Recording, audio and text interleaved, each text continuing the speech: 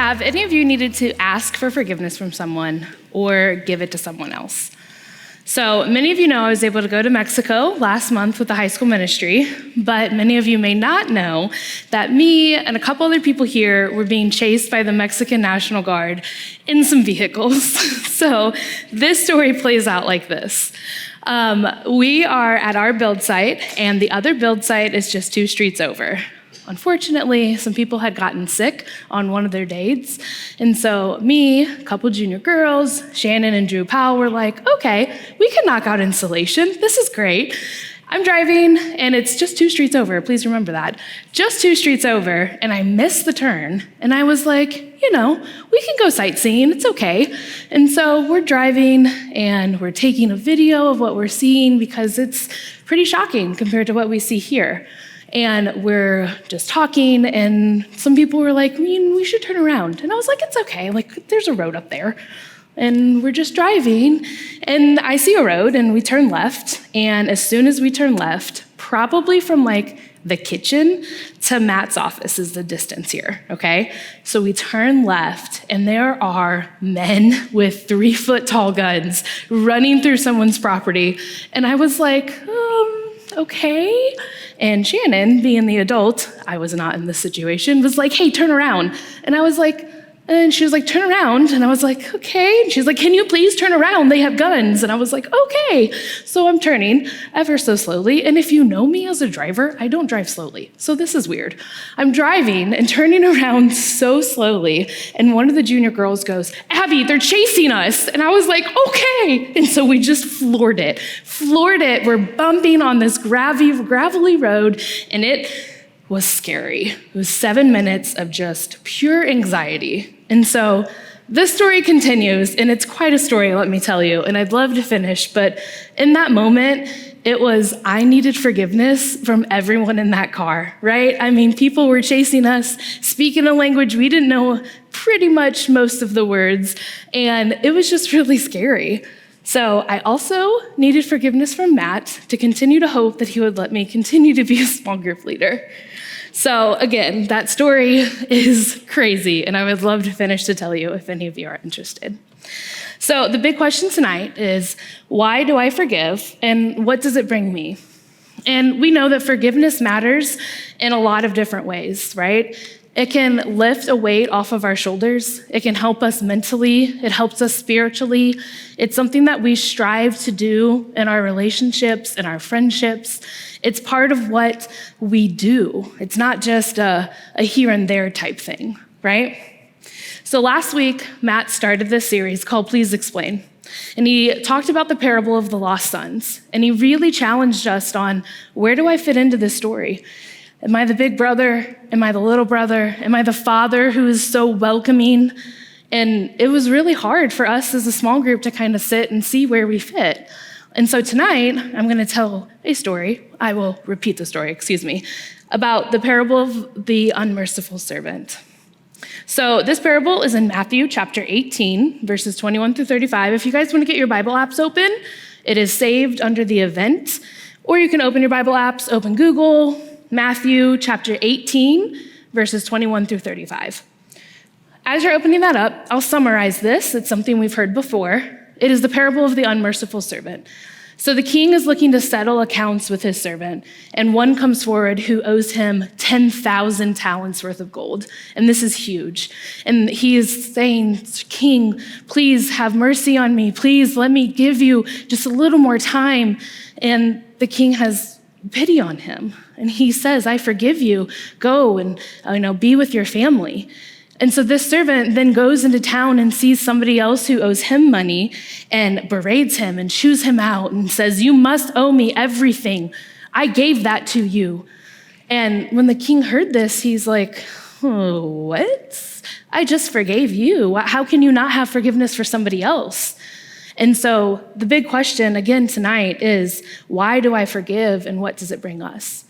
But our key verses, okay, so let's look at our key verses for tonight. It's going to be Matthew chapter 18, verses 21 through 22.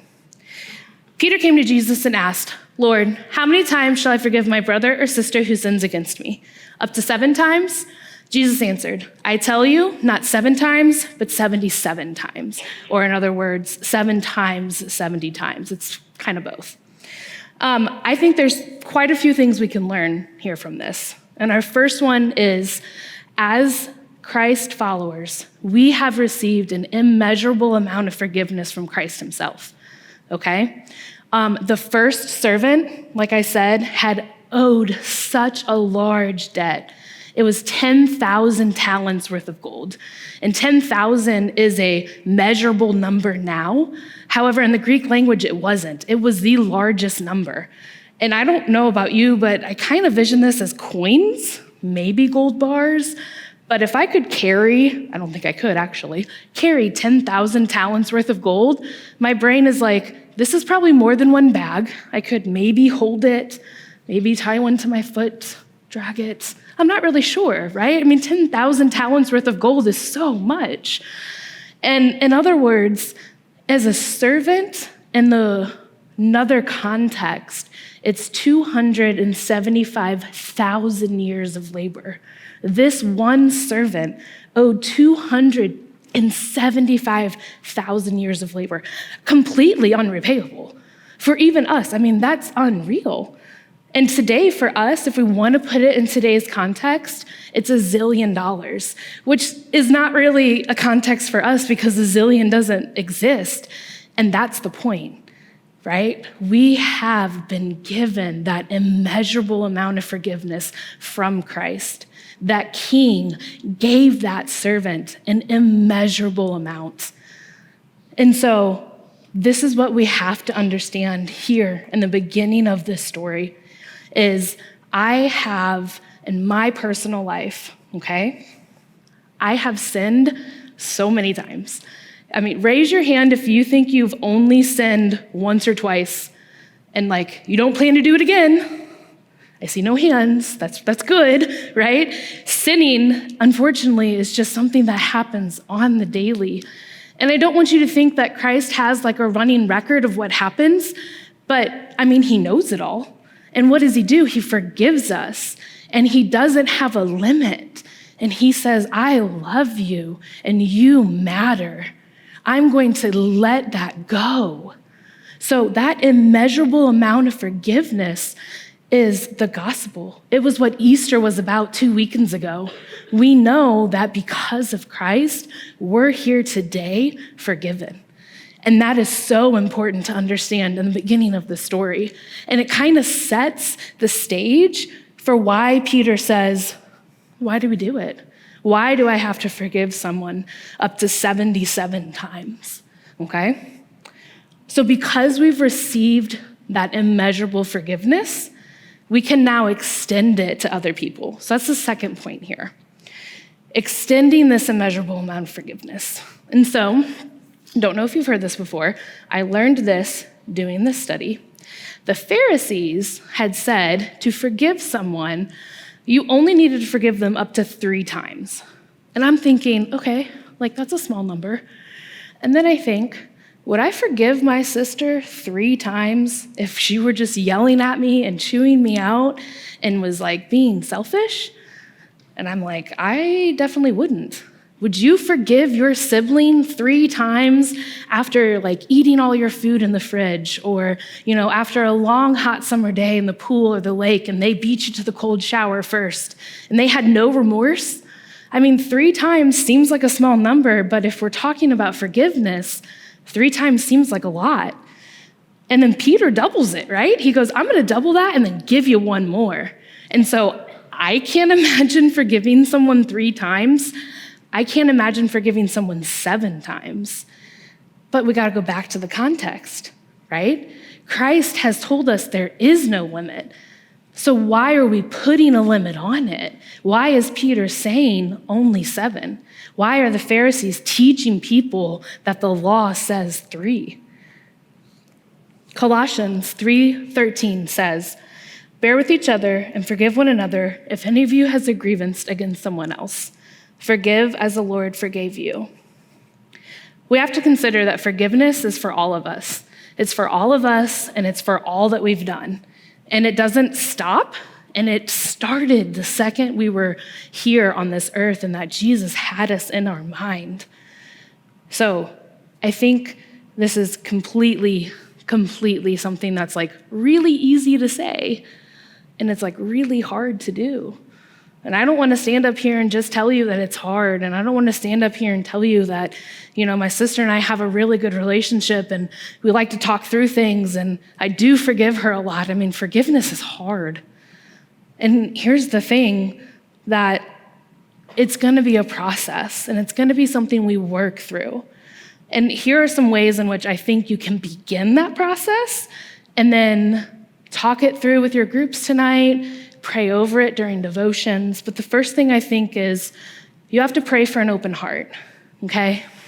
I think we say that a lot in church, an open heart, right? We don't want to have open heart surgery. We don't want our heart torn apart by a significant other. But knowing that we have an open heart with Christ is that he can fill all of those spaces and all of those moments where we try to look for things to fill it. And Christ is going to fill those spaces, and he's going to make them bigger, and he's going to get into every nook and cranny. And so you've got to pray for an open heart, because if you aren't willing to change, and if you aren't willing to be obedient to Christ, then what are we doing? Okay? Next, I truly believe this, is that working through forgiveness is needed with someone else. I struggle a lot in a lot of my emotional state. And so I go to therapy, and I've been working on a lot of things in therapy, and I have my support system, and I've got people that know how I work in my faith and how I forgive people. And I so believe that community is what grounds us. And I hope that you have a community around you, so when you're ready to forgive someone for something that's really hard, that they're there for you. And so the last step here is, how do we move past forgiveness? And so for me, it's a mindset change. We don't want to just forgive and forget, right? And we don't want to forgive and then just hold the grudge. That's not the point of forgiveness.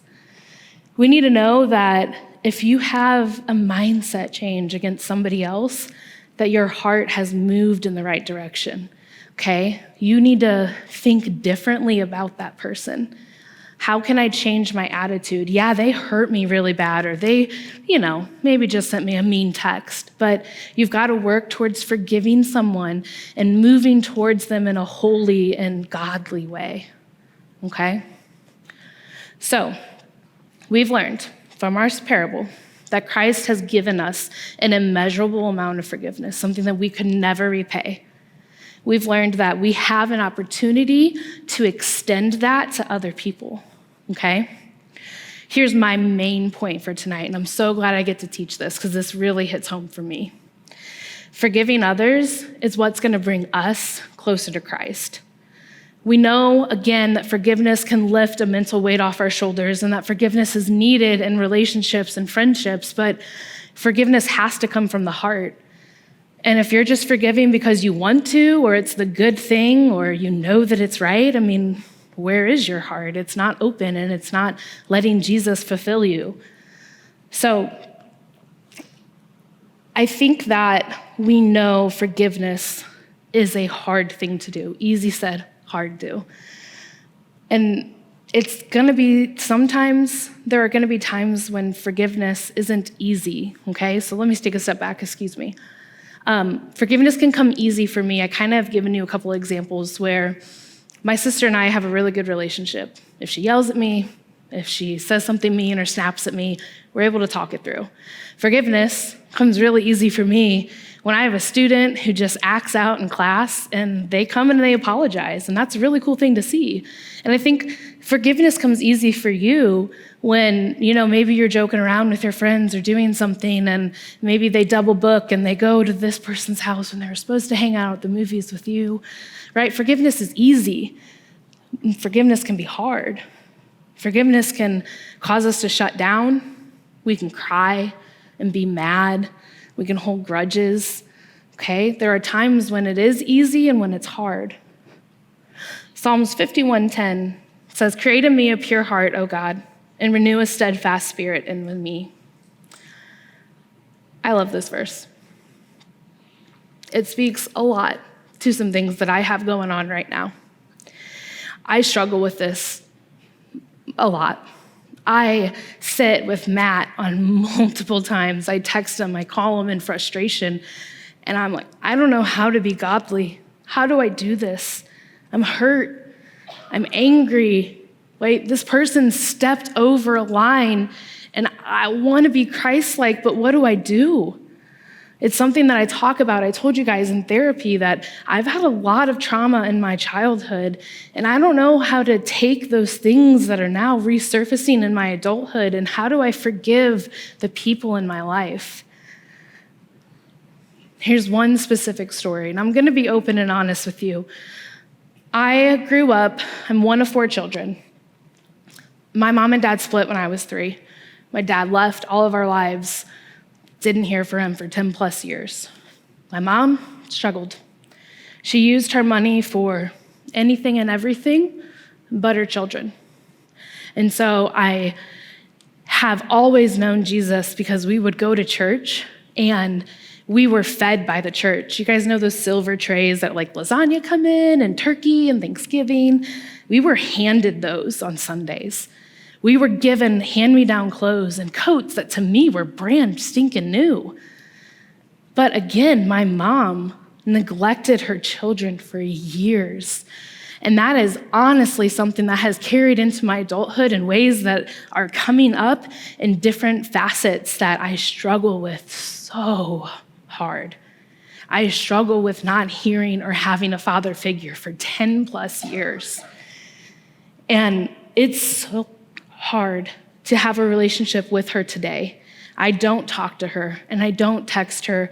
And my little sister, unfortunately, my dad left her and didn't claim her. And so my little sister is really close to my real mom, but I'm not. And that's kind of hard. And so this is something that I know forgiveness in my life is hard. And maybe you relate to my story in that way, but maybe you don't. Think of some other things. Has there ever been infidelity within your family, within your parents or grandparents? How many of you have older siblings that are at college right now? Maybe they've gotten in the mix of drugs, boys, girls. They're not the same older sibling they were here on Sunday nights with you. What about things that just in your friend circle can tear you apart? Gossip, jealousy. Maybe you go to different schools and that is really just a struggle between you. Forgiveness can be hard. But Christ is there. Christ is here to help us, and he's here with us, and he wants to be with us. And so not only is the question, why do I forgive? But the closing question for tonight is, who do you need to forgive? Matthew 6:15 says, if you do not forgive others of their sins, your Father will not forgive you for your sins. We see here that Christ is calling us to forgive people. It doesn't look like a question. It's a command. It's a sentence. And I could go English on you, but I won't. It is something that we are called to do. And if you don't forgive, it hurts you. You may not be grudgeful against that person. You may not have bitterness. You may forget, but did you really forgive? I think that forgiving my mom is one of the hardest things that I'll do. Forgiving my father is going to be one of the hardest things that I can do. And it's something that I really struggle with. And it's hard because I have 6 other siblings who went through the same scenario, and it doesn't look like they're struggling. Why don't they have the same woes? What is wrong with me and what I'm doing? But again, Christ is with me. I have my community. I have my friends. And most importantly, when I forgive my mom and I forgive my dad, I am making a step towards Christ. And that's what matters. It is my walk with faith that I'm standing up here and sharing with you guys and letting you know that it makes a difference when you forgive someone. And I'm not there yet. I'm going to be honest, I'm not. And that's okay. It's a process. It's not something easy, as I've said many times. You might be sitting here going, my life's great. Don't really have anything. That's okay. right? We don't stand up here and teach you things in the moment. We teach you things so that you can use them later in life, so you can use them as reference points. That's what the Bible is there for us. If you don't have anyone to forgive tonight, if nothing's hard for you, be at peace. You can have that peace and know that maybe you can be a support system. Maybe that's God calling you to be that support system for someone else. Martin Luther King Jr. said that darkness cannot drive out darkness. Only light can do that. Hate cannot drive out hate. Only love can. The bottom line here is that a right relationship with Christ involves giving and receiving that forgiveness. Just think if we all lived like this, if we had that community where we knew we were forgiving others, this is something where we would live in the type of community where Christ calls us to be in.